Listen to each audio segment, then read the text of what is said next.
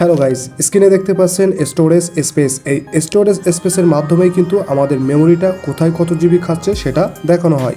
তো আপনারা ইজিলি এটা দেখে নিতে পারবেন এবং এখান থেকে অপ্রয়োজনীয় সাইটগুলো এখান থেকে ডিলিটও করে দিতে পারবেন। চলুন ভিডিওটা শুরু করা যাক।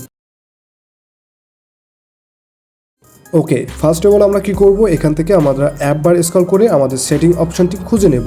সিম্পলি কি করব, এই সেটিংয়ে আমরা প্রবেশ করব। সেটিংয়ে আসার সাথে সাথে সকল সেটিং কিন্তু এখান থেকে শো হবে। এখানে অ্যাবাউট ফোন নামের যে সেটিং রয়েছে এখানে আমরা খুঁজে নেব। তো এখানে যদি খুঁজতে অসুবিধা হয় আমরা কি করব, উপরে সার্চ বারটা সিলেক্ট করে দেবো, দিয়ে এখানে লিখে দেবো স্টোরেজ অথবা অ্যাবাউট ফোন। তো আমরা সিম্পলি স্টোরেজ সেটিংটা খুঁজছি, এই জন্য এটা লিখে দেবো। দেওয়ার সাথে সাথে কিন্তু স্টোরেজ সেটিং চলে আসবে। আপনারা কি করবেন, এখানে ক্লিক করবেন।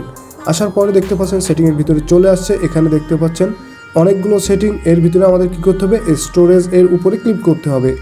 এখানে আসার পর 1 থেকে 2 সেকেন্ড ওয়েট করবেন। করার সাথে সাথে কিন্তু এখানে আপনার স্টোরেজ স্পেস অর্থাৎ স্টোরেজ স্ট্যাটাসটা কিন্তু দেখিয়ে দেবে কোথায় কত জিবি কীভাবে খাচ্ছে, সেটা কিন্তু এখান থেকে দেখে নিতে পারবেন। তো এখানে দেখতে পাচ্ছেন এখানে কালার বার দেওয়া রয়েছে। তো দেখতে পাচ্ছেন এই কালার বারগুলোই হচ্ছে আপনার মেমোরি স্ট্যাটাস। এখানে যদি ডান সাইডে লক্ষ্য করি, কালার অনুযায়ী দেখতে পাচ্ছেন লেখা রয়েছে apps and data, image, audio, video, colour অনুযায়ী কিন্তু একটা একটা করে লেখা রয়েছে।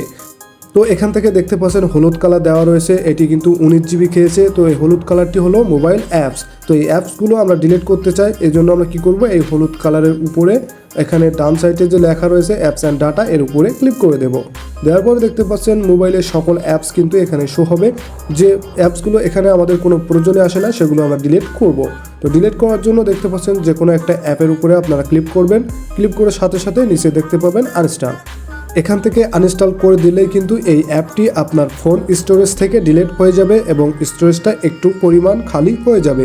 এভাবে অপ্রয়োজনীয় অ্যাপস এবং ভিডিও, অডিও যাই থাকে না কেন এখান থেকে আপনারা জাস্ট ডিলিট করে দিলেই কিন্তু আপনার স্টোরেজ খালি হতে থাকবে। ওকে, আজকে ভিডিও এ পর্যন্তই। ভিডিওটা ভালো লেগে থাকলে ছোট এই চ্যানেলটি সাবস্ক্রাইব করে পাশে থাকুন। আল্লাহ হাফেজ।